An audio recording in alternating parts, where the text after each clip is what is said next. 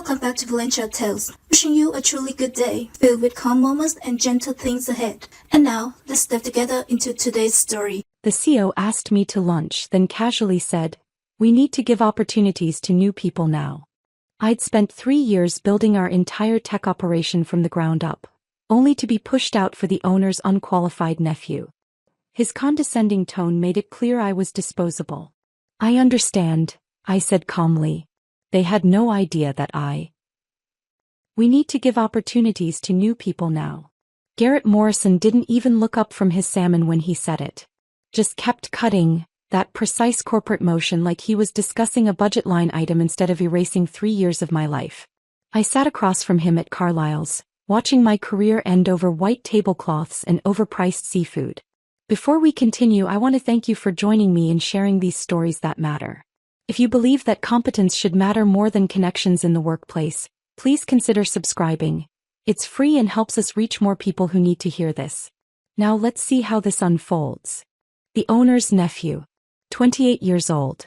Fresh from some Silicon Valley boot camp. That's who was replacing me. I'd spent 3 years building Vanguard's entire tech operation from absolute chaos, transforming a failing logistics company into a digital powerhouse that survived when the entire regional power grid went down. I'd worked 18-hour days, missed holidays, sacrificed everything to make their systems unbreakable. And now I was being pushed out for someone whose only qualification was his last name. "I understand," I said calmly, setting down my water glass with steady hands. Garrett looked relieved. He actually looked relieved that I wasn't making a scene. What he didn't know, what none of them knew, was that I'd seen this coming for 2 months. I'd been watching the server logs, tracing unauthorized access attempts, watching someone systematically download every blueprint, every protocol, every system I'd built from nothing. They weren't just replacing me. They were stealing everything first. And I'd been preparing for this moment since the day I first suspected. The condensation on my water glass formed small rivers that pooled on the white tablecloth. I watched them spread while Garrett continued talking about fresh perspectives and generational evolution. Corporate language designed to make betrayal sound like strategy. He was good at this. Smooth, practiced, probably rehearsed the whole speech in his office mirror this morning. "Marcus Holloway brings a modern perspective," Garrett said, finally meeting my eyes. "He's completed an intensive program at one of the top tech academies in Silicon Valley. Very forward-thinking approach to digital infrastructure." Forward-thinking. That's what they were calling it. Marcus Holloway had spent 3 months learning JavaScript basics while I'd spent 3 years building enterprise systems from scratch. But he had the right last name, the right connections, and apparently that mattered more than actual competence. My mind flashed back to 3 years ago. I'd arrived in Boston broken, running from Minneapolis and Ryan and the ruins of a life I'd thought was solid. My ex-fiancé had been secretly planning a move to Seattle, interviewing for jobs, apartment hunting, building an entire future without me. "I need space to grow," he'd said when I found the apartment listings on his laptop. As if I'd been holding him back instead of supporting every ambition he'd ever mentioned. I'd crashed with my college roommate, sleeping on her couch, rebuilding myself one line of code at a time. Vanguard had been desperate when they found me. A ransomware attack had crippled their entire network. Their previous IT director had quit mid-crisis, leaving them completely exposed with no disaster recovery plan, no backup systems, nothing. They were hemorrhaging money, losing shipments, watching clients flee to competitors who could actually track their inventory. I'd walked into technological disaster and seen possibility. Their logistics operation was running on shared Excel spreadsheets. Password management consisted of sticky notes on monitors. They had no cloud redundancies, no security protocols worth mentioning, no understanding that their entire business was one system failure away from collapse. I'd pitched Garrett a comprehensive 3-year modernization plan. He'd given me a modest budget and told me to work miracles. So I did. For 18 months I practically lived in the office. Rebuilt their network architecture from the foundation up. Implemented cloud redundancies that would keep us running even if the physical servers failed. Trained staff who thought two-factor authentication sounded like science fiction. Created security protocols that made us virtually unhackable. I hired carefully. Marcus Jennings, brilliant with databases who could optimize queries in his sleep. Priya Kapoor, who understood hardware at an instinctive level most engineers never reached. Together we transformed Vanguard from a struggling regional shipping company into a digital operation that clients actually trusted. The real test came last winter during that ice storm. The entire power grid failed across 3 states. Businesses went dark. Supply chains froze. But Vanguard stayed online because I'd designed backup systems and failover protocols for exactly this kind of crisis. I'd spent 72 hours straight in the server room, monitoring everything, making microscopic adjustments, ensuring our clients never knew anything was wrong. The board had noticed. Sent me a formal commendation. Garrett had pulled me aside at the company holiday party, champagne in hand, telling me I was the future of this company. That was 4 months ago. Now he was explaining the transition timeline. We'll need you to document everything over the next 4 weeks. Marcus will shadow you, learn the systems, get up to speed. 4 weeks. 3 years of work reduced to a month of knowledge transfer to someone who probably couldn't explain the difference between a server and a router. Of course, I said. I want to ensure a smooth transition. Garrett's shoulders visibly relaxed. He'd been worried I might resist, might make this difficult. But I was being the perfect professional. Calm, understanding, cooperative. What he couldn't see was the calculation running behind my calm expression. 2 months ago I'd noticed something odd in the server access logs. Late-night login attempts from an IP address I didn't recognize. I'd traced it back to the executive suite. Someone with high-level credentials was accessing systems they had no reason to view. Downloading technical documentation. Copying architecture blueprints. At first I'd thought it was a security breach. Started investigating like I would any potential threat. But then I noticed the pattern. They weren't accessing client data or financial records. They were specifically targeting my work. My custom code, my proprietary solutions, my security frameworks. Someone was preparing to replace me. They just needed to steal everything I knew first. I'd started watching more carefully after that. Noticed how Garrett began canceling our weekly strategy sessions with increasingly transparent excuses. How my access to board meeting agendas mysteriously disappeared from the shared drive. System cleanup, the automated message had said. How a consultant I'd never met showed up asking basic questions about systems I'd designed, claiming senior leadership had authorized his visit. Priya had noticed too. She'd pulled me aside 2 weeks ago, voice low, telling me she'd been invited to planning sessions I knew nothing about. Something feels off, Lil, she'd said. Like they're designing something around you instead of with you. I dismissed her concern then. Still believed that competence mattered more than politics. That building something indispensable made you valued rather than vulnerable. I'd been wrong. Garrett was wrapping up now, signaling for the check. I know this is unexpected, Lillian. But I hope you understand it's not personal. It's just what's best for the company moving forward. Not personal. As if dismantling someone's career could ever be anything but personal. I smiled. Nodded. Shook his hand when he offered it. Warm, slightly damp, held for exactly 2 seconds. Long enough to seem sincere, short enough to avoid real connection. I appreciate you telling me directly, I said. He looked genuinely grateful. Probably expected tears or anger or desperate negotiation. Instead he got professional acceptance, which made his job easier and his conscience clearer. I walked through the restaurant with my head up, expression neutral, playing the part of the gracious professional accepting inevitable change. The November rain started halfway to my car. By the time I reached the parking garage I was soaked. I sat in the driver's seat for a long time, watching water streak the windshield, thinking about infrastructure. Both the digital kind and the personal kind. How you could build the entire foundation that keeps something running and still become invisible. How irreplaceable was just corporate language for, we haven't figured out how to replace you yet. But they'd figured it out now. Find someone cheaper, someone connected, someone who wouldn't push back when they made stupid decisions. Steal all the knowledge first, then discard the engineer who created it. That evening I went to the office after everyone else had left. The server room hummed with its familiar rhythm. Cooling fans, blinking status lights, the quiet pulse of systems I'd built from nothing. 3 years of my life existed behind these locked doors. Burning the midnight oil? I turned. Marcus Holloway stood in the doorway wearing expensive sneakers and unearned confidence. He looked like he'd walked straight out of a tech startup recruitment video. Designer hoodie, Carefully casual, the kind of studied carelessness that only money could buy. Just routine maintenance, I said evenly. Mind if I observe? Getting familiar with the setup. He walked in without waiting for permission. Garrett mentioned you'd be training me over the next few weeks. Of course. He studied the server racks like someone evaluating furniture. Impressive setup.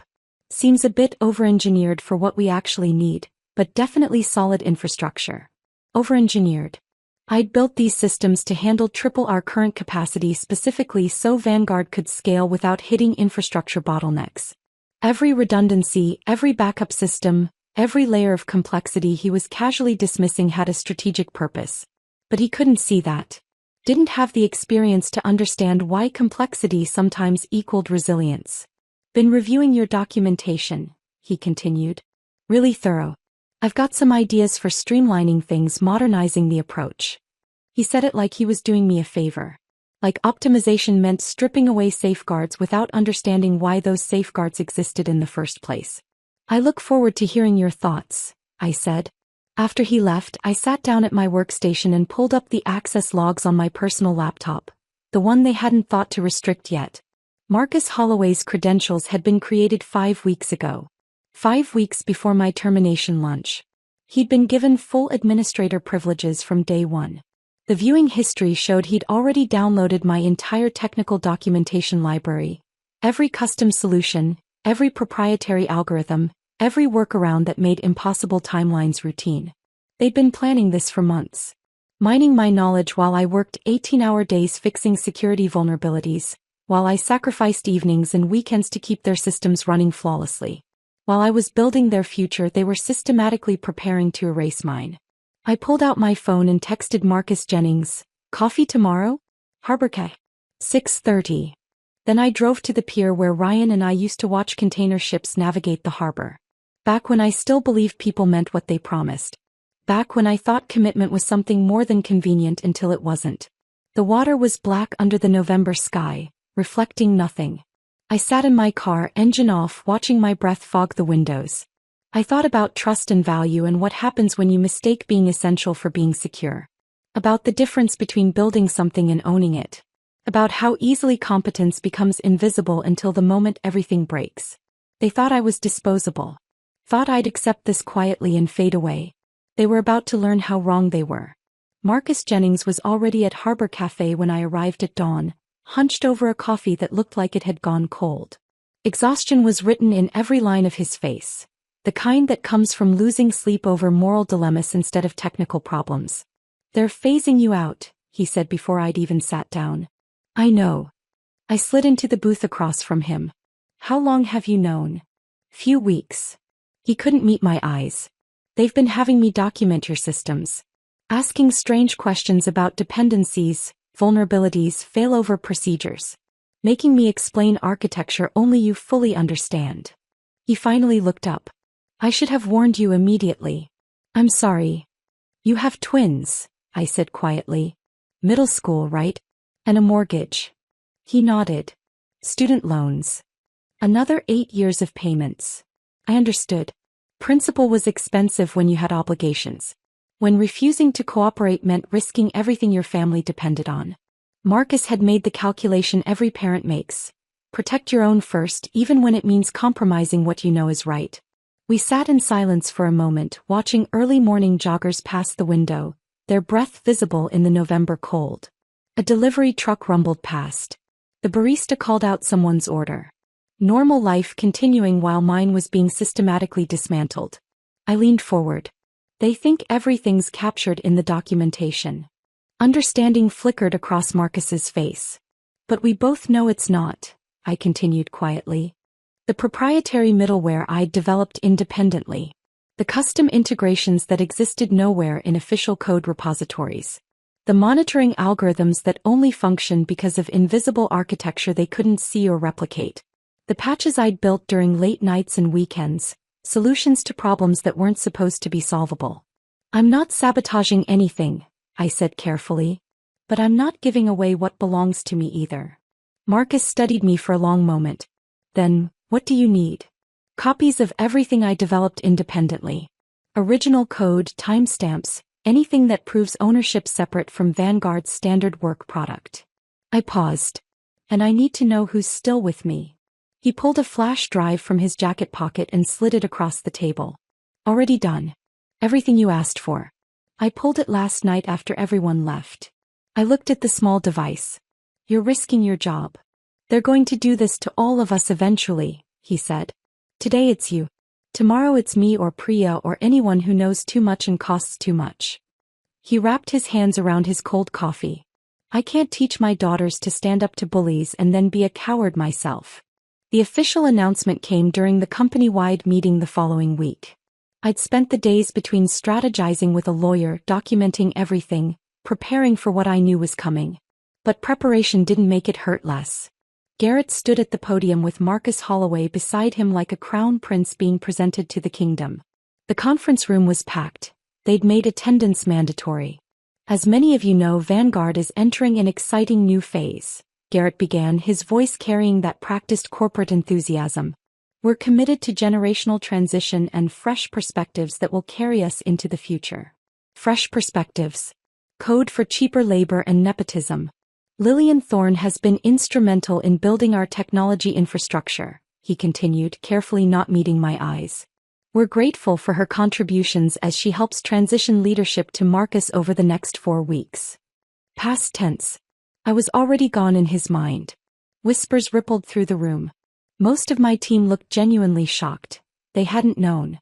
Priya's head snapped toward me from across the conference room, her expression a mixture of disbelief and anger. I gave her the smallest nod. Later. Marcus Holloway stepped forward, all youth and confidence. I'm excited to build on the strong foundation Lillian created, he said, managing to make it sound both complimentary and dismissive. We'll be implementing some modern approaches to streamline operations and position Vanguard for scalable growth. He had no idea what any of those words actually meant in practice. After the meeting, I requested an immediate private conversation with Garrett and Sharon from HR. They tried to put me off, but I stood my ground. We ended up in a small conference room, the three of us around a table that felt like an interrogation setup. Several of the critical systems Marcus will be inheriting were built using my personal development framework, I said without preamble. Created outside standard work hours, based on proprietary code I developed before joining Vanguard. Sharon slid paperwork across the table. She'd been ready for this. Your employment contract is explicit, Lillian. All work product created during your tenure belongs to Vanguard. Not everything, I countered. The CoreSync platform was developed 6 months before I joined this company. I licensed it to Vanguard but retained ownership. It's documented in the original integration agreement from 3 years ago. Garrett shifted in his chair, the first crack in his corporate composure. That was 3 years ago, Lillian. Circumstances have evolved. So has CoreSync, I said, keeping my voice calm and professional. Every update, every enhancement, every integration was built on my original architecture. I'm not being difficult. I'm requesting fair compensation for my intellectual property. Garrett and Sharon exchanged glances, the look of people realizing they'd miscalculated something important. We'll review this, Garrett said finally, his tone suggesting the conversation was over. Meanwhile, please focus on knowledge transfer with Marcus. I recognized that tone. Bureaucratic stalling. They were buying time to build a legal strategy that would bury me in technicalities. Sure enough, the next morning I found my access to development servers had been restricted. An automated notification claimed it was security protocol during transitions. 20 minutes later, I discovered Marcus Holloway had called a team meeting without including me. I showed up anyway. He was mid-sentence when I walked in, standing at the whiteboard with a marker, discussing changes to the network architecture. His irritation was visible for just a moment before he masked it with forced politeness. Lillian, great timing. I was just discussing some architectural improvements. Interesting, I said, leaning against the doorframe. Which architecture specifically? The warehouse management system. We're going to simplify the data flow, remove some of the unnecessary complexity. Those data flows prevent inventory discrepancies during peak shipping periods, I said evenly. They're calibrated specifically for our scanning equipment and real-time sync requirements. Marcus's smile tightened. Modern systems don't require such complicated workarounds. They're not workarounds, Priya interjected, her voice sharp. They're necessary adaptations for our specific hardware configuration. Lillian designed them after the system failure in early 2023 that cost us $200,000 in lost shipments and nearly killed the Meridian contract. The room fell silent. Several team members nodded, remembering that disaster. Marcus turned back to the whiteboard, effectively dismissing both of us. Well, I appreciate the context, but we're moving forward with the simplification. That afternoon, I received an email from legal. Subject line: Intellectual Property Clarification. The message asserted Vanguard's complete ownership of all systems, including CoreSync, citing a clause about integrated technologies becoming company property through sustained use and enhancement. They offered me a technology acquisition bonus of $3,000. $3,000. For 3 years of work that had transformed their entire operation. It was an insult disguised as generosity. But the real betrayal came later that evening. Marcus Jennings called while I was driving home. He's doing individual meetings, Marcus said, his voice tight. Marcus Holloway. Scheduled performance discussions with everyone on the team. Not transition meetings, evaluations. He's deciding who to keep. When's yours? Tomorrow morning. Priya's is this afternoon. My hands tightened on the steering wheel. What did he ask her? If your systems were actually necessary or just unnecessarily complex. Whether the team could operate more efficiently with simplified architecture. He's building a case, Lil. Looking for ammunition to justify whatever changes he wants to make. After we hung up, I sat in my apartment going through emails on my personal account, the one Vanguard couldn't monitor. That's when I found it. A message from one of our software vendors, confused about a licensing transfer they'd received from Vanguard. The attached agreement made my blood run cold. Garrett had signed a contract reassigning all my custom integrations to a third-party platform. The company name was vaguely familiar, so I looked it up. A startup founded 18 months ago by 2 MIT graduates. One of them had the same last name as Marcus Holloway. They weren't just removing me. They were dismantling everything I'd created and monetizing it, selling off pieces of my work to enrich themselves and their connections. My custom supplier integrations, the automated inventory reconciliation system, the predictive analytics for warehouse optimization. All of it being transferred to a company that would charge Vanguard licensing fees for using technology I'd built. I sat there in the dark of my apartment, laptop screen the only light, understanding finally crystallizing into something cold and sharp. This had never been about fresh perspectives or generational transition. It had always been about money. About extracting maximum value from my work while minimizing what they had to pay me for it. They'd planned this for months. Maybe longer. And they'd thought I wouldn't figure it out until it was too late to fight back. I needed proof of ownership. Concrete, undeniable evidence that CoreSync belonged to me before Vanguard ever existed. The next morning, I tried accessing the backup servers where I'd stored my original development files. Code I'd written 6 months before joining the company, documentation that proved the timeline of creation. My credentials were denied. I tried again, thinking maybe I'd mistyped the password. Same result. They'd revoked my access to everything. Even the work that legally belonged to me. I sat there staring at the error message, feeling something cold settle in my chest. This wasn't just corporate maneuvering anymore. This was deliberate obstruction. They were trying to make it impossible for me to prove what was mine.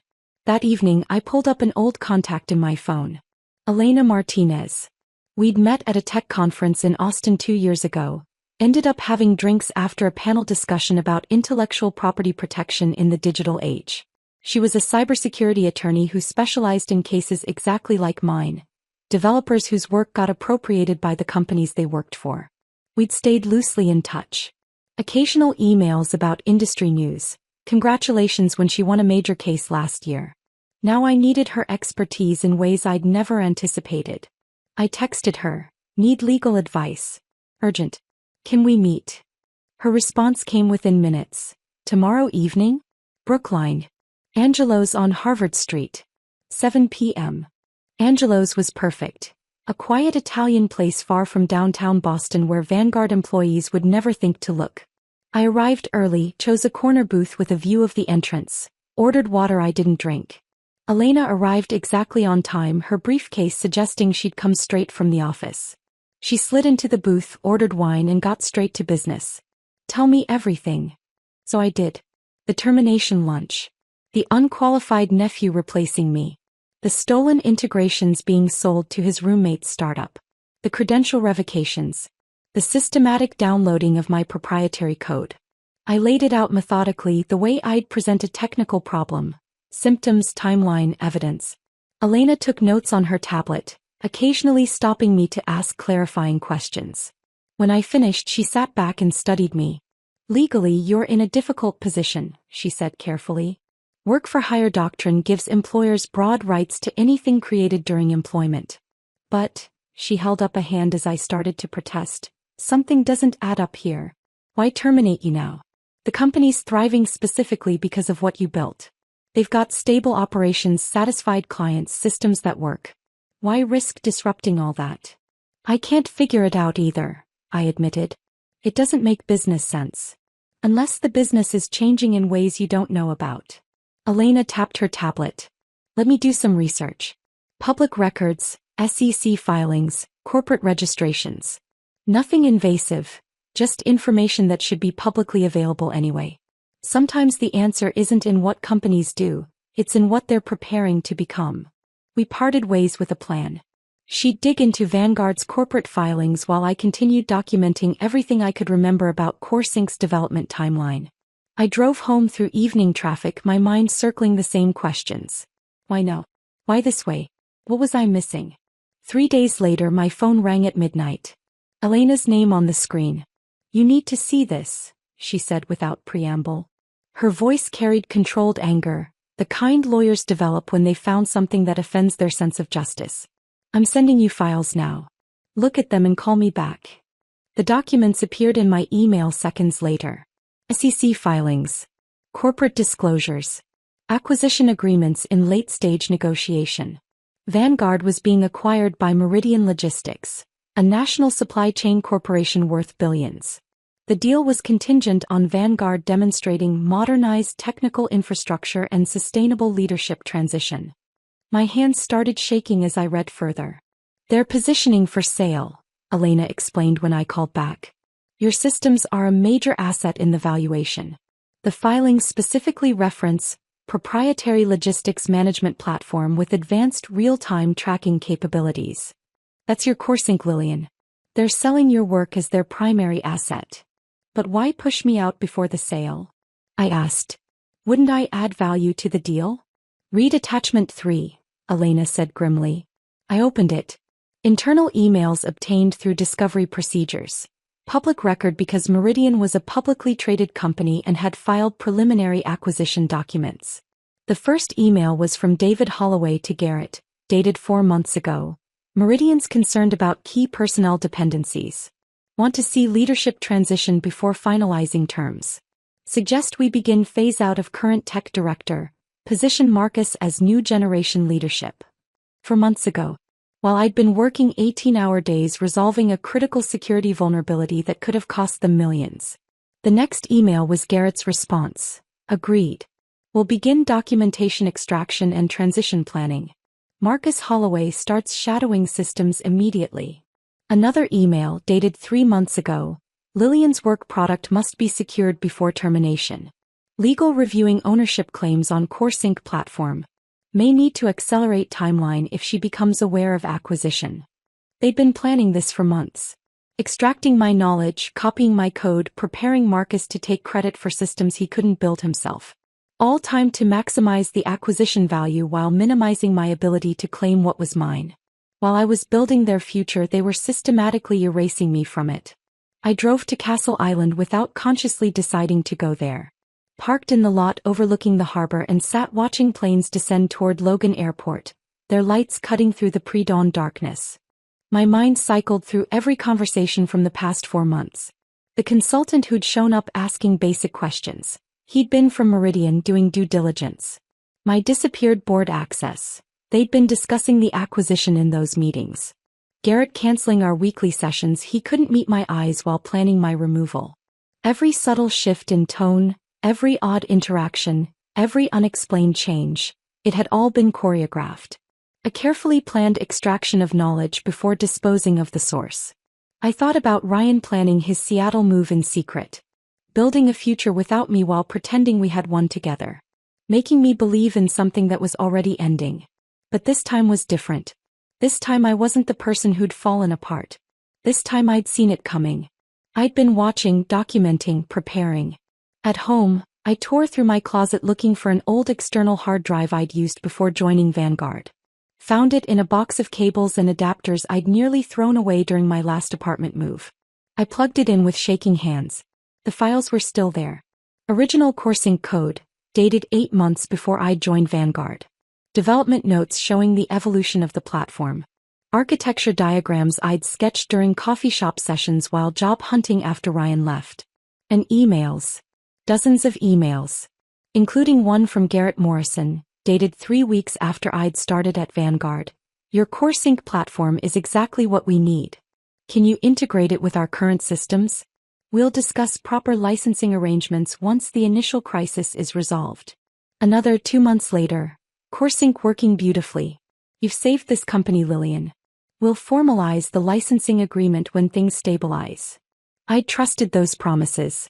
Believed when things stabilize was a real timeline instead of indefinite delay.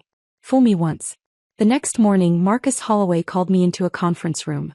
Garrett and Sharon were already there, their expressions carefully neutral. We're accelerating the timeline, Garrett announced without preamble. Your last day will be next Friday.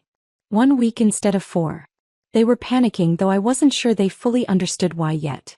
Marcus has demonstrated exceptional capability, Sharon said smoothly. And frankly, Lillian, your attitude hasn't facilitated a productive transition. Classic HR language. Blame the victim. Create documentation justifying the termination in case of legal challenges.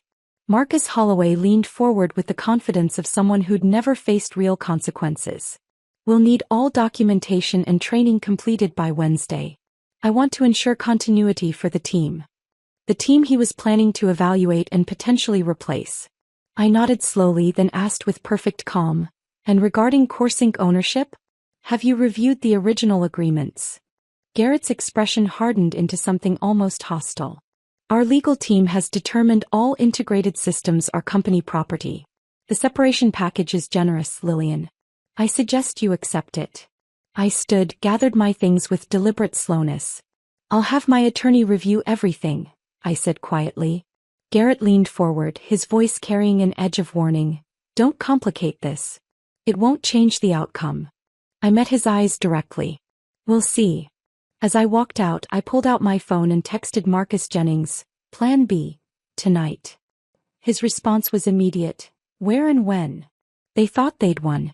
Thought they'd covered every angle, secured every asset, eliminated every risk. They had no idea what was coming. Marcus Jennings texted back an address. A grocery store parking lot in Newton, far enough from Vanguard territory that we wouldn't be seen. 6 hours later, I pulled into the lot just as dusk was settling over the suburbs. His car was already there, parked near the back by the shopping cart return.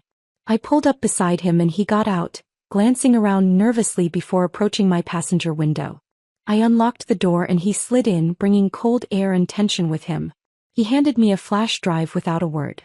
Everything you asked for, he said quietly. Original code bases with your development signatures. Deployment logs showing implementation dates. Authentication keys. System dependencies. Even the admin backdoors we built for emergency access that aren't documented anywhere official. I turned the small device over in my hand. You could lose everything for this. I know. His jaw was tight. Couldn't sleep last night. Kept thinking about what I'd tell my daughters if they asked me what I did when I saw something wrong happening. You have a family to protect, I said. I understand if. That's exactly why I'm doing this. He cut me off, his voice carrying an edge I'd never heard before. Because they think we're all disposable. Today it's you. Tomorrow it's me or Priya or anyone else who knows too much and costs too much. He looked at me directly. I have kids, Lillian. I can't teach them to stand up to bullies and then be a coward myself. We sat there in the darkening parking lot, our breath fogging the windows, and I felt something shift. This wasn't just about me anymore. It was about every person who'd ever been erased after building something valuable. Every engineer who'd watched their work get monetized while they got discarded. "Thank you," I said, and meant it more than he could know. "What's your plan?" he asked. "Right now. Prove ownership. Build leverage.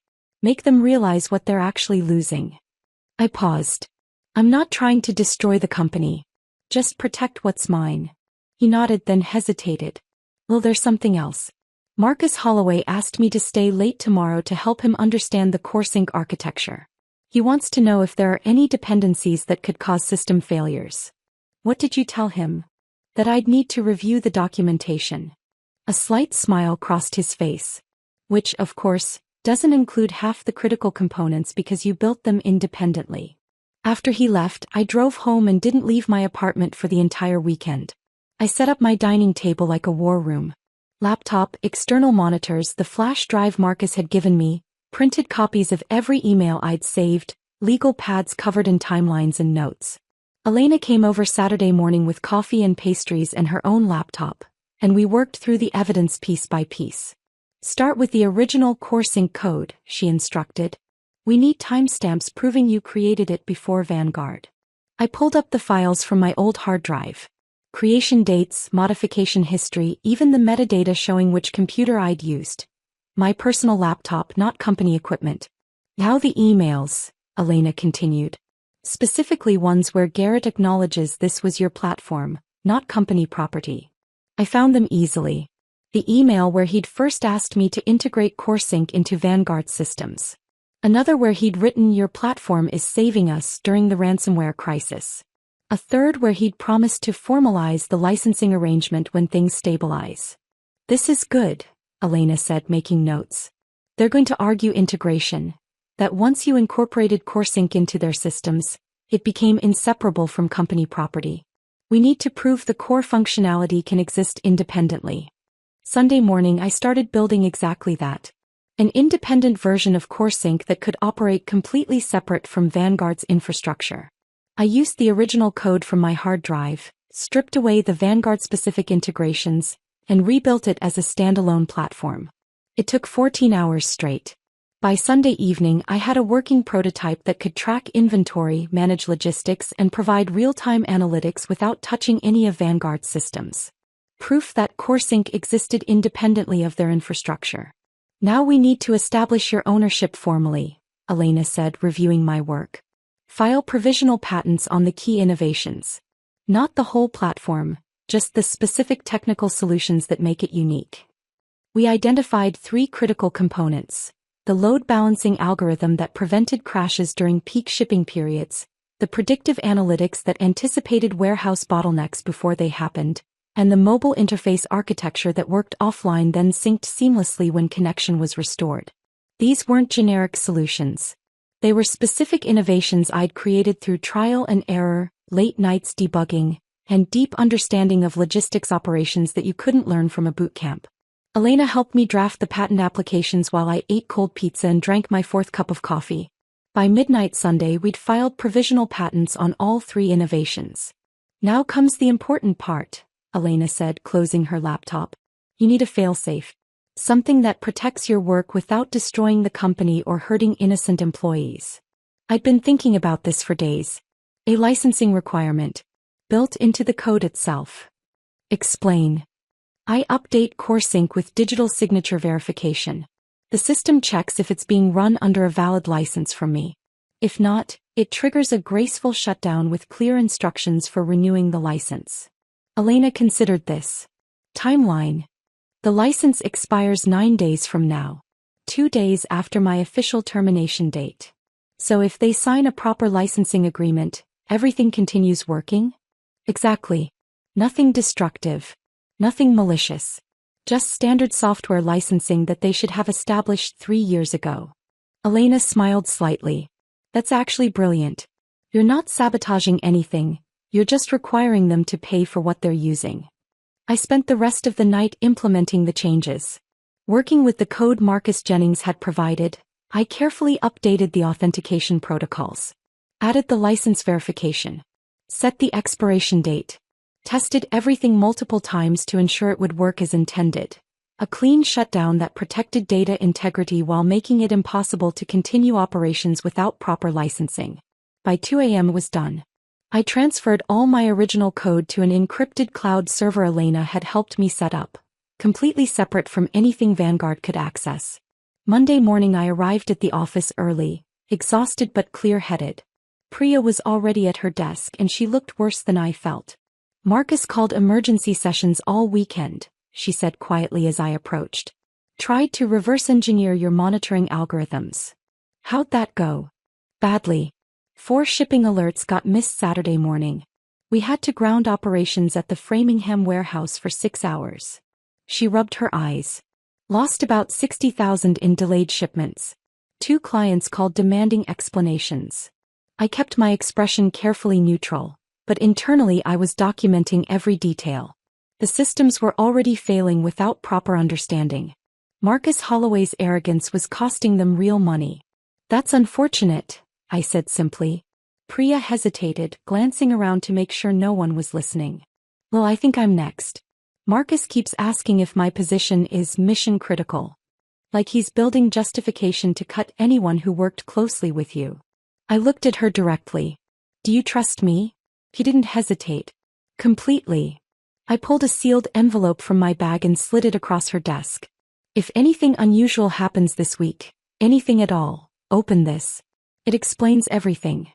She took the envelope, held it for a moment, then tucked it carefully into her bag. What are you planning? I'm planning to make sure we all get what we're worth, I said. That afternoon, while Marcus Holloway was in meetings discussing my transition plan, I made the final updates to CoreSync's licensing protocol.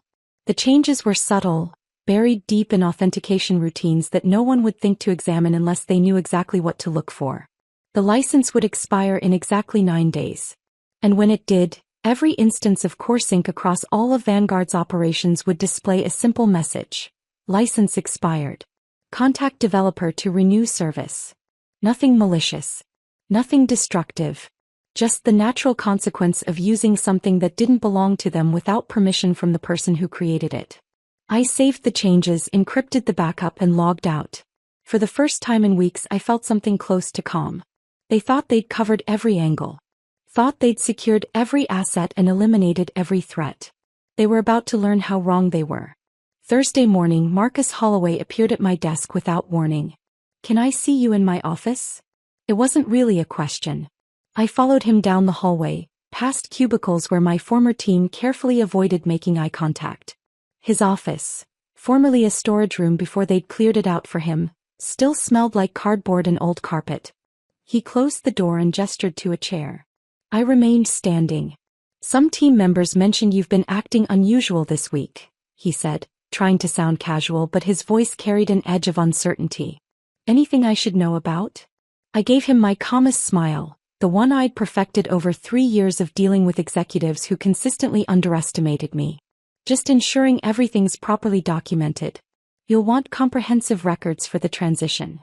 He studied me with belated suspicion, like someone who just realized they might have missed something important but couldn't quite identify what. His fingers drummed on the desk. A nervous tell. We're changing all system credentials tomorrow after you leave, he said, trying to inject authority into his tone. Standard security protocol. Makes sense, I replied with a nod. So there won't be any issues? With access or functionality? It won't affect CoreSync's core functionality, I said evenly. He leaned forward. Meaning what exactly? I kept my voice professionally neutral, helpful even. Just that the platform is designed to operate independently of admin credentials. That's part of the elegance of the architecture. No single point of failure. You can change passwords all day and the core systems will continue functioning. Marcus chose to interpret this as reassurance rather than the carefully worded truth it actually was. His shoulders relaxed slightly. Great, he said, already moving papers around on his desk in dismissal. HR will handle your exit paperwork tomorrow morning. 9 a.m. That evening I texted Marcus Jennings and Priya. Drinks? Cambridge. The Plough and Stars. 7. The bar was perfect. Dim lighting far enough from Vanguard territory that we'd never see anyone from the office. I arrived first, chose a corner table with a view of the entrance, ordered a beer I had no intention of drinking. Marcus arrived next, looking worn down in a way that had nothing to do with physical exhaustion. Priya came 10 minutes later, her expression carefully neutral until she spotted us and something in her face cracked. We sat in silence for a moment. The bar hummed with Thursday night energy. College students, young professionals, people whose jobs weren't imploding around them. My wife asked what was wrong last night, Marcus finally said, staring at his beer. I told her about everything. About you, about what they're doing. What did she say? Priya asked. She said good people don't let good people get destroyed without fighting back. He looked up at me. Then she asked what I was doing about it. Priya nodded slowly. My daughter asked why I seemed sad lately. She's 15, notices everything. I told her someone at work was being treated unfairly. She paused. She said, so why aren't you doing something about it? The silence stretched between us, heavy with implications. Whatever happens next week, I said carefully, I want you both to know you don't owe me anything. You have families, careers, futures to protect. I never asked you to risk any of that. Marcus shook his head. We're not protecting you, Lil. We're protecting the idea that people who build things should own what they create. That competence should matter more than connections. And we're protecting ourselves, Priya added quietly. Because if they can do this to you, someone who literally saved the company, they can do it to anyone. We're all disposable to them. We talked for another hour, carefully avoiding specifics, never explicitly discussing what might happen but understanding passing between us in the spaces between words. When we finally left, Marcus pulled me aside in the parking lot. The system audit they're running tomorrow, he said quietly. They're looking for backdoors, anything they think you might have left that could give you access after termination. Will they find anything? Not what they're looking for. A slight smile crossed his face. Because you didn't leave backdoors. You just never gave them the whole picture to begin with. Friday morning arrived with gray skies and temperatures that promised winter was done being polite about its arrival. I dressed carefully, professional but not corporate, someone leaving on her own terms rather than being pushed out. The HR meeting was exactly as soulless as I'd expected. Sharon from HR slid paperwork across the table with practiced efficiency. Termination acknowledgement, non-disclosure agreement, liability waivers that tried to prevent me from ever speaking about my departure. Elena Martinez already reviewed these, I said, pulling out my own copies with her annotations in red ink. I'll sign the termination acknowledgement. The NDA is acceptable with the modifications noted. I won't sign the additional liability waivers. They're overly broad and not part of my original employment contract. Sharon's pleasant expression faltered. These are standard. They're not standard and they're not enforceable. My attorney was very clear about that. We went back and forth for 20 minutes before Sharon finally agreed to remove the additional waivers. I signed what was necessary, declined what wasn't, and handed back the pen. Your access badge? Sharon prompted. I slid it across the table. 3 years reduced to a piece of plastic with an increasingly outdated photo. Marcus Holloway organized a farewell lunch, Sharon continued. 1 o'clock at. I'll pass but thank you. Her lips tightened. It would be good for team morale. Show there are no hard feelings. I'm sure Marcus can handle team morale without me. I walked out of HR, down the hallway past the conference room where I'd presented my 3-year modernization plan, past the server room where I'd spent countless late nights, past the break room where the team used to gather to celebrate project completions. My car was parked in visitor parking now. They'd revoked my assigned spot 2 days ago. As I reached it, my phone rang. Marcus Jennings. It's done, he said without preamble. His voice was tense, almost breathless. Marcus just reset all the admin passwords. Changed every credential in the system. They're running a complete audit this afternoon, going through every line of access logs, looking for anything they think you might have left behind. I leaned against my car, feeling the cold metal through my jacket. The November wind cut across the parking lot. Thanks for letting me know, I said, keeping my voice steady even though my heart was racing. What happens now? He asked, and the question carried weight beyond mere curiosity. It was really asking, did we do enough? Is this going to work? What comes next? How we wait, I told him. Now we see if they're smart enough to realize what they actually lost. I spent the weekend doing deliberately, aggressively normal things. Grocery shopping on Saturday morning, pushing a cart through aisles while other shoppers complained about produce prices and debated between pasta brands. Laundry in the basement of my apartment building, folding clothes while a neighbor's kid ran circles around the dryers. Reading a mystery novel I'd been meaning to finish for 3 months, finally getting through it in one sitting. Sunday afternoon I called my mother in Minneapolis. She answered on the second ring, her voice carrying that particular brightness she used when she was gardening. "Lillian, I was just thinking about you. The mums are still hanging on, can you believe it? This late in November." I let her talk about her garden, about the neighbors, about her book club's latest selection. She didn't ask about work. I told her months ago that everything was going well, that I was happy, that Boston had been the right choice after all. No reason to complicate that story now. Phone calls from unknown numbers came throughout the weekend. I ignored them all. Let them go to voicemail. Didn't bother checking the messages. Saturday evening, I stood on my small balcony watching the harbor lights come on across the water. The city looked beautiful from this distance. All glowing windows and reflected light, the ugliness of individual struggles invisible from here. I thought about infrastructure. Not the digital kind but the personal kind. The foundation you build in yourself that determines whether you collapse or stand firm when everything external crumbles. When Ryan left, I'd nearly fallen apart because I'd built my entire sense of self on being chosen. Being loved. Being enough for someone else. I'd measured my worth by his presence in my life. This time was different. This time I knew exactly what I was worth, regardless of whether Vanguard chose to acknowledge it.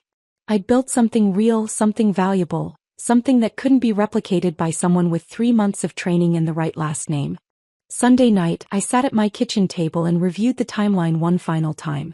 The license would expire Monday morning at 9:42 a.m., exactly when warehouse operations shifted to peak volume, exactly when core sync became most critical to their entire operation. I'd chosen the timing carefully. Not vindictive, just strategic. They needed to understand what they were losing at the moment when that loss mattered most. I set my alarm for 9 a.m., poured a glass of wine, and stood at my kitchen window watching the city lights blur into abstract patterns. Tomorrow would tell me if I'd been clever or just desperate. Tomorrow would show whether justice was something you could code into a system or just a story we told ourselves while powerful people did whatever they wanted. I finished the wine, rinsed the glass, and went to bed. Slept better than I had in months. Monday morning my alarm went off at 9 a.m. I made coffee, opened my laptop at the kitchen table, and pulled up the monitoring dashboard I'd set up on my secure server. The screen showed all 3 Vanguard facilities, green status indicators across the board. Everything running normally. For now.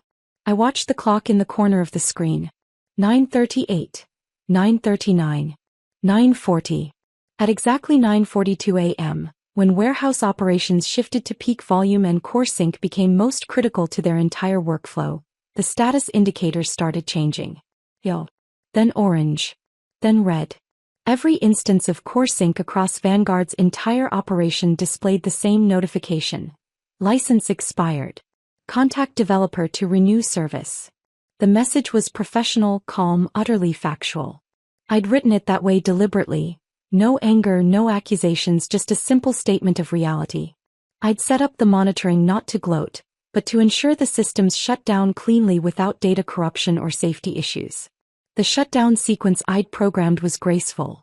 All active transactions completed, all data saved properly, everything logged correctly. Nothing damaged. Nothing lost. Just stopped. By 9:50 the first warehouse had ground operations to a halt. Scanners couldn't communicate with the central system. Forklift operators couldn't access inventory locations. Shipping manifests couldn't be generated. By 10:15, all 3 facilities were offline. I watched the cascade through system logs, feeling oddly detached. This wasn't revenge in the traditional sense, burning someone's life down out of anger.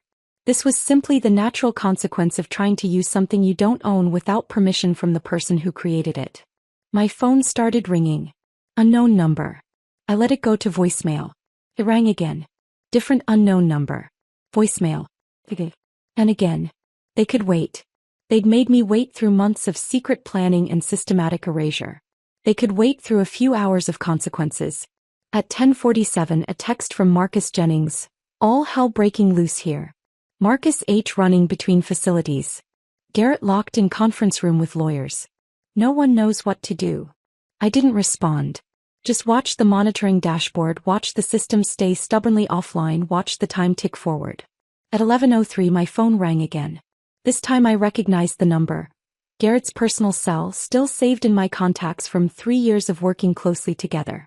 I let it ring 4 times before answering. What the hell did you do? His voice carried panic barely masked by attempted authority. In the background I could hear multiple voices, phones ringing, the chaos of a crisis unfolding in real time. I kept my voice calm, almost pleasant. Good morning, Garrett. Don't play games, Lillian. Our entire operation is down. You did something to the systems. I didn't do anything, I said evenly. The software license expired. As the developer and owner of CoreSync, I'm happy to discuss renewal terms. Stunned silence. Then, this is sabotage. I almost laughed at the audacity. This is standard license management. You might want to review the original integration agreement from 3 years ago. Section 4 explicitly states that Vanguard was licensing the technology, not acquiring it. The license term was tied to my active employment plus a reasonable transition period. We had 4 weeks. You accelerated the timeline to 1 week. Remember? Last Friday was my final day. The transition period ended at close of business. The license expired this morning. I could hear voices in the background getting louder. Someone saying, check the contract, and another voice saying, where's the legal team? I've sent a licensing proposal to your legal department, I continued. The terms are straightforward. Acknowledgement of my ownership, appropriate compensation for continued use, and a confidentiality agreement regarding my departure circumstances. Garrett's voice went cold. This is extortion. I let the silence hang for a moment before responding. This is business, Garrett. I understand. These things happen. I hung up. My hands were shaking slightly as I set the phone down. Not from fear or anger but from adrenaline. From the reality that I'd actually done it. I made more coffee I didn't drink and watched my email inbox fill up. 11:07 a.m. Sharon from HR subject line. Urgent system access issue. 11:14 a.m. David Holloway himself. Need to discuss CoreSync situation immediately. 11:23 a.m. An attorney I didn't recognize. Vanguard Systems licensing dispute. I didn't respond to any of them. Instead I called Elena. It's happening, I told her. I saw the news. Vanguard's stock dropped 2% in the last hour. Someone leaked that they're having operational issues. Her voice carried satisfaction. How are you holding up? Surprisingly calm. Good. Let them panic for a few hours. Let them fully understand what they've lost. When they realize their entire acquisition deal is at risk, they'll be much more reasonable. What if they try to get an injunction? Force me to restore service. On what grounds? You own the software. You licensed it to them. The license expired. That's not illegal, it's basic contract law. She paused. Plus, you left them a clear path to restore service. All they have to do is acknowledge your ownership and agree to fair compensation. After we hung up, I did something deliberately, almost aggressively normal. I went for a walk. The November day was cold and bright, the kind of weather that makes everything look sharp-edged and clear. I walked along the harbor, past joggers and dog walkers and people having their lunch on benches overlooking the water. At a small cafe, I ordered a sandwich I barely tasted and sat by the window watching people pass. A mother with a stroller. An elderly couple holding hands. A businessman shouting into his phone about delayed shipments. Living my life while theirs fell apart. It wasn't cruelty. It was simply the space I needed to remain calm and clear-headed for what came next. At a corner market, I bought flowers, bright orange chrysanthemums that reminded me of fall in Minnesota, of better times before everything got complicated. By the time I got home at 3 p.m., I had 17 missed calls and 23 new emails. At 4:15, Elena called again. Their attorneys reviewed your documentation, she said. They've admitted you have a legitimate ownership claim. But they're arguing that the integration makes separation impossible. That CoreSync is so embedded in their operations that removing it would cause irreparable harm. They're threatening to seek an injunction arguing that your actions constitute economic sabotage. I'd been expecting this. Remind them that I offered a fair licensing agreement before my termination. That Garrett refused to negotiate. That they proceeded to lock me out of my own intellectual property and tried to transfer it to Marcus Holloway's roommate's company. Already did. Also reminded them that we have documentation of every step. Email trails showing they knew CoreSync was your property. Proof they systematically extracted your knowledge while planning your termination. Evidence of the acquisition deal that motivated everything. And they're worried about publicity. If this goes to court, the acquisition falls apart. Meridian won't buy a company embroiled in intellectual property litigation. Both. They're asking for an emergency meeting. Tonight. They want to settle. I looked at the chrysanthemums now sitting in a vase on my kitchen counter, their bright orange petals catching the late afternoon light. Something settled inside me. Not triumph exactly. Something quieter and more sustainable. Tell them I'll consider meeting tomorrow, I said. After they've spent a full day living with the consequences. You sure? They're desperate right now. That's our leverage. I'm sure. They made decisions for months without consulting me. They can wait one day. Elena's approval was evident in her voice. I'll let them know.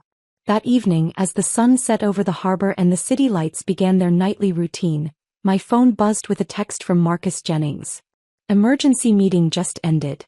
Marcus Holloway looked like he was going to cry. Kept saying the documentation didn't show any of this. Garrett asked him at least 5 times why he didn't know about the licensing requirements. Marcus couldn't answer. David Holloway asked who reviewed the acquisition due diligence. No one had a good answer for that either. It was brutal. I stared at the message for a long time. Part of me wanted to feel satisfied. Vindicated. Triumphant. But what I actually felt was tired. And clear. And certain that what I'd done was necessary. I didn't respond to Marcus's text, but I saved it. Then I poured a glass of wine, stood at my kitchen window, and watched the city lights blur into abstract patterns while somewhere across town, executives who'd thought I was disposable were learning exactly how wrong they'd been. Tuesday morning I woke up knowing exactly what I was worth. I dressed carefully, charcoal blazer, simple blouse, professional but not supplicant. Successful but not flashy. The kind of outfit that said I didn't need their approval but understood how these games were played. Elena picked me up at 9:30. We drove downtown in silence, both of us running through the strategy we'd refined over the past 24 hours. The meeting was at a neutral location, a conference room in Hammond and Price, a law office that neither of us had connections to. Neutral territory for what was essentially a hostage negotiation, except I was the one holding the leverage. We arrived at 10 a.m. exactly. Not early enough to seem desperate, not late enough to seem petty. Garrett was already there, looking like he hadn't slept. David Holloway sat beside him, fingers drumming on the table, the same nervous tell I'd seen in his nephew. Sharon from HR occupied the far end, her expression professionally neutral. 2 lawyers I didn't recognize flanked them, both with the exhausted look of people who'd spent the night reviewing contracts and finding nothing but bad news. Marcus Holloway was notably absent. They were already distancing themselves from their golden boy. We took our seats across the table. Elena arranged her laptop and files with deliberate precision. The silence stretched uncomfortably. Garrett started to speak, but one of the lawyers, older, gray-haired, expensive suit, cut him off with a raised hand. Miss Thorne, the lawyer said, his voice carrying practiced neutrality. We acknowledge there may have been some misunderstanding regarding the ownership structure of the CoreSync platform. Elena didn't let that stand for even a second. There was no misunderstanding, she said crisply. There was a deliberate attempt to appropriate my client's intellectual property without compensation.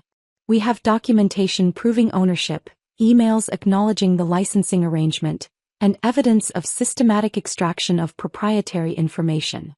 She opened her laptop and turned it so they could see the screen. Timeline of events, email chains, access logs. What we have here is not a misunderstanding, Elena continued. It's theft. The word hung in the air like smoke. David Holloway shifted uncomfortably in his seat. He was the majority shareholder, the one whose nephew had triggered this entire disaster.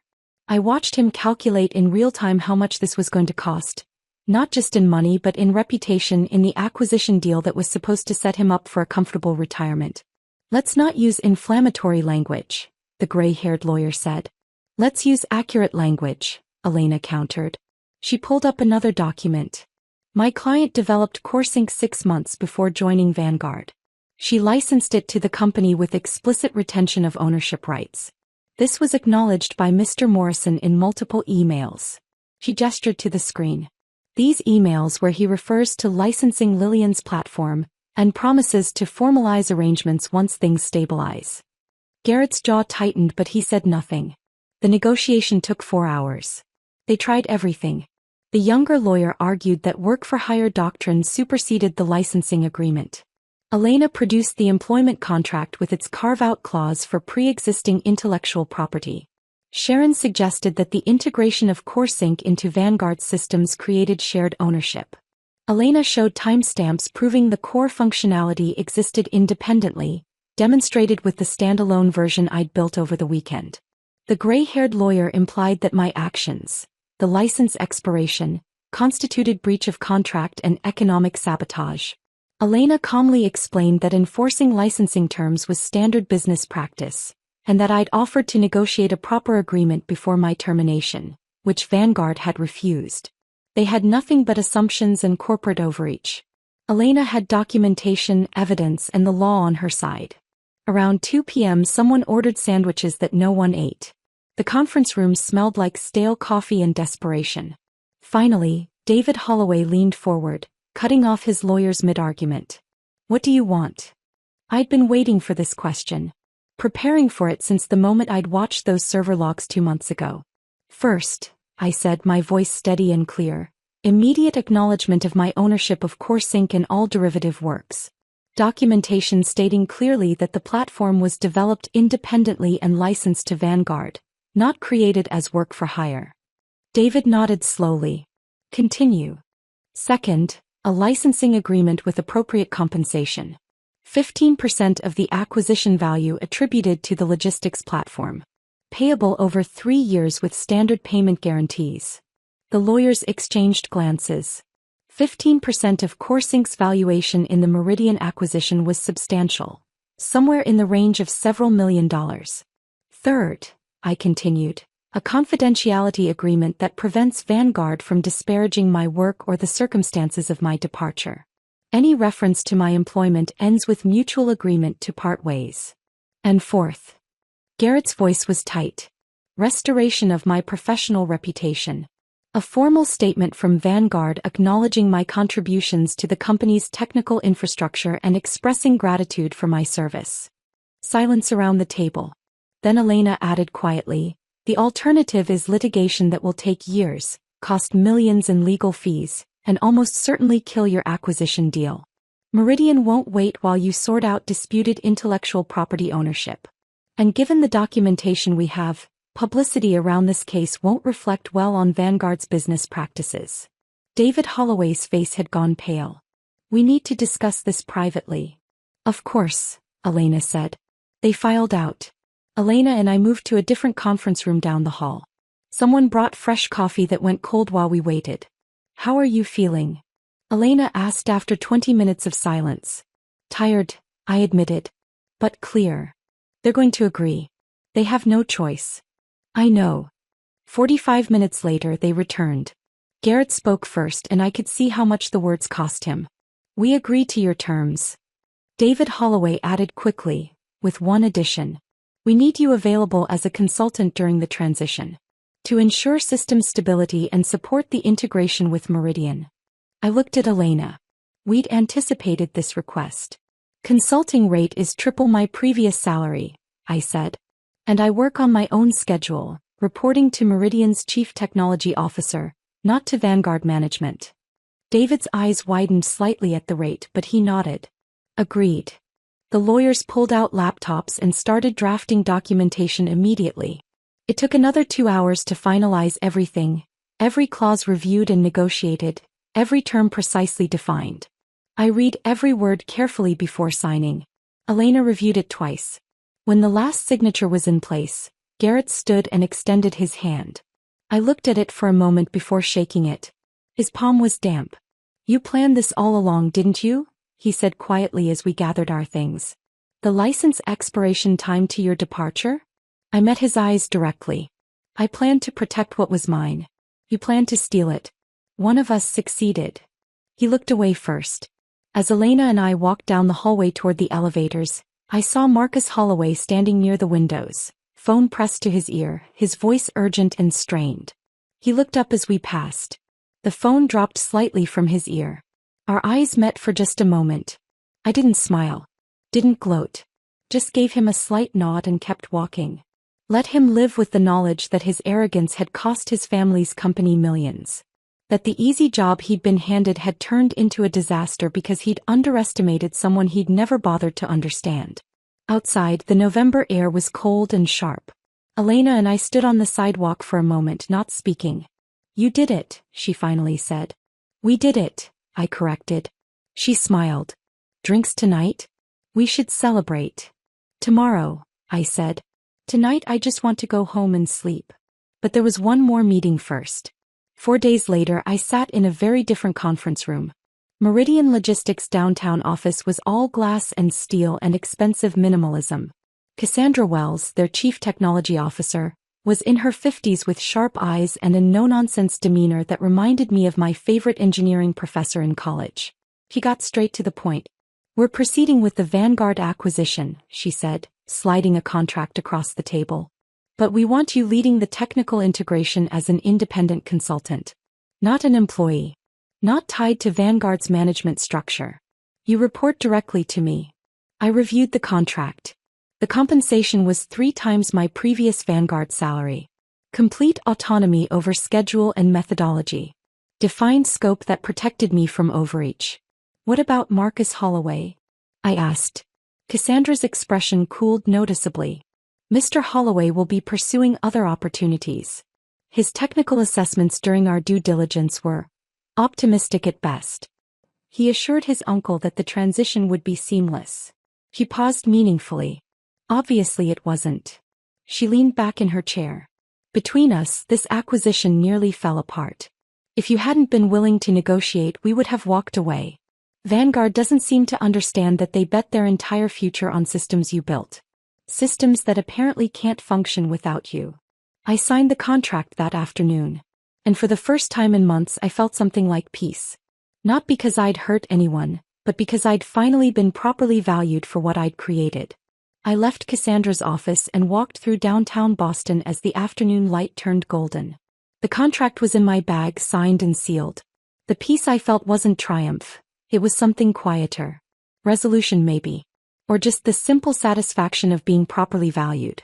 3 weeks later, my phone rang while I was reviewing system architecture plans for the Meridian integration. Marcus Jennings. Marcus Holloway is gone, he said without preamble. I set down my coffee. When? They announced it this morning. Official line is, pursuing other opportunities. He paused. Want to know what actually happened? Tell me. 2 major clients threatened to terminate their contracts after repeated system failures. The logistics platform crashed twice last week during peak shipping periods. Packages lost, delivery windows missed, inventory counts completely wrong. His voice carried an edge of dark satisfaction. Meridian sent in their own tech team to assess the damage. Found out Marcus had been trying to streamline your architecture. Removed what he called redundant protocols. The load balancing algorithms, I said quietly. And the failover systems. And half the error checking. Basically everything that kept the platform stable under pressure. Marcus let out a long breath. He didn't understand why the complexity existed. Thought he was optimizing when he was actually dismantling the only things keeping everything from collapsing. I should have felt vindicated. Should have felt satisfaction that his arrogance had caught up with him. Instead I just felt tired. Marcus Holloway was a symptom, I said. Not the disease. What do you mean? The disease is a system that values credentials over competence. Connections over contribution. That treats expertise as disposable until the moment everything breaks. I watched pedestrians pass on the street below. He was just a kid who got handed something he wasn't ready for. The real problem is the people who handed it to him. Speaking of which, Marcus said, Garrett's still technically CO through the acquisition. But his role at Meridian is essentially decorative now. Impressive title, corner office, but he doesn't make actual decisions anymore. Sits in meetings and nods while other people talk. How's he taking it? Not well. He's aged about 10 years in the past month. After we hung up, I stood at my window for a long time, thinking about consequences and accountability and whether any of this had actually changed anything fundamental about how the world worked. Probably not. But maybe it had changed something about how I worked within it. 2 weeks later, Marcus Jennings called again. This time with a question. I'm thinking about leaving Vanguard, he said. And I wondered if you might have space in your consulting practice. I'd been expecting this. What about your job security? Your family? My wife and I talked about it. A lot. He paused. She said watching me compromise what I believe in was harder than any financial uncertainty would be. And she's right. I can't keep working for people who treat competence as disposable. When can you start?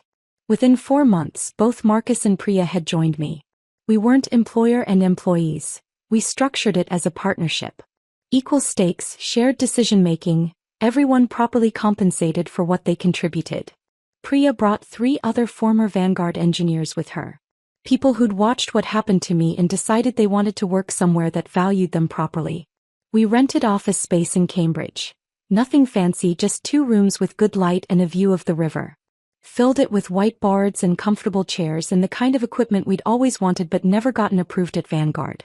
My first consulting payment from Meridian was substantial. I used it for a down payment on a brownstone apartment in the North End. 1 bedroom, exposed brick, a small balcony overlooking the harbor. Not extravagant. Just mine. I furnished it slowly, deliberately.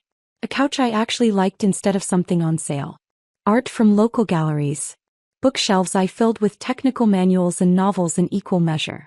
In the window box on my balcony, I planted descendants of those orange chrysanthemums I'd bought myself during the worst of it. A small reminder that sometimes you buy yourself flowers and build yourself a life while everything around you is falling apart. Unlike with Ryan, where I tried to build a home around someone else's vision of what our life should be, this space was entirely mine. Every choice reflected what I wanted, what I valued, who I was becoming. Almost a year after that lunch at Carlyle's, I attended a technology conference at the Boston Convention Center. Industry people, vendors, engineers comparing notes on emerging technologies. I was standing in the reception hall during a break when I saw him. Garrett Morrison across the room near the windows. He looked older. The past year hadn't been kind. His suit was expensive but hung differently on him, like he'd lost weight. The confidence I remembered had been replaced by something more cautious. He started to turn away when he spotted me. Then stopped. Seemed to make a decision. Approached my table. Lillian. Garrett. He stood there awkwardly for a moment. You won. I looked at him, really looked. The exhaustion around his eyes. The defeat in his posture. The way his hands fidgeted with his conference badge. He'd aged years and months. It wasn't about winning, I said finally. It was about knowing what I'm worth. He nodded slowly. I should have seen that. Should have valued it. He glanced out the window at the city skyline. We destroyed something good because David wanted to give his nephew a chance and I was too focused on the acquisition to push back on bad judgment. It wasn't quite an apology, but it was closer than I'd expected. You made choices, I said quietly. We all did. Yeah. He looked back at me. For what it's worth, I'm sorry. Not for the acquisition. That was always going to happen. But for how we handled it. For not being honest with you.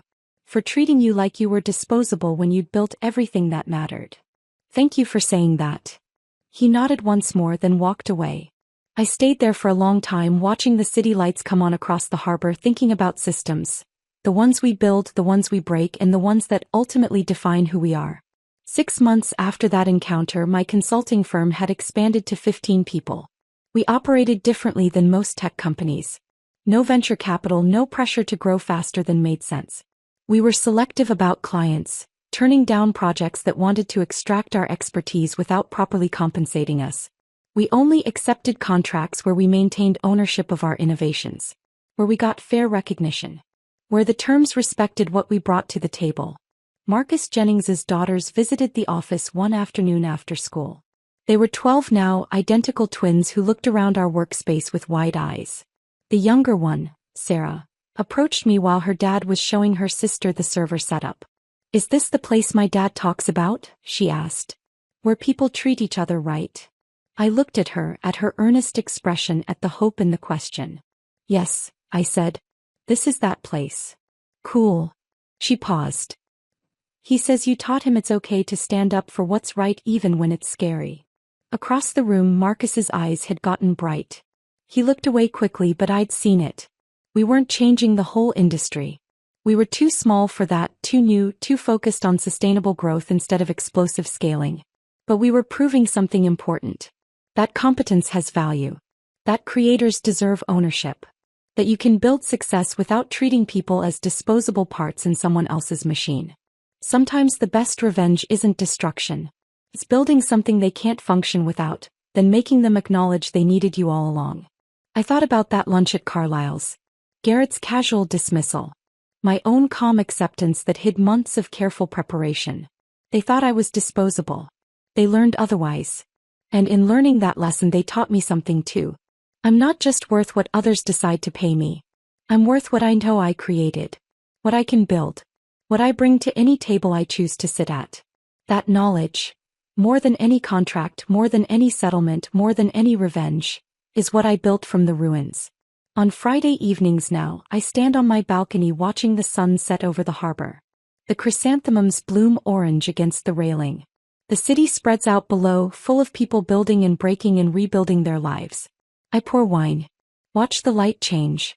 Think about infrastructure and resilience and the foundations that matter. And I know with absolute certainty exactly what I'm worth. Not because someone finally acknowledged it, but because I never forgot it in the first place. If this story of calculated justice had you hooked from start to finish, hit that like button right now. My favorite part was when that license expired at exactly 9:42 a.m. and Lillian watched their entire operation crash in real time. What was your favorite moment? Drop it in the comments below. Don't miss more powerful stories like this. Subscribe and hit that notification bell so you never miss an upload.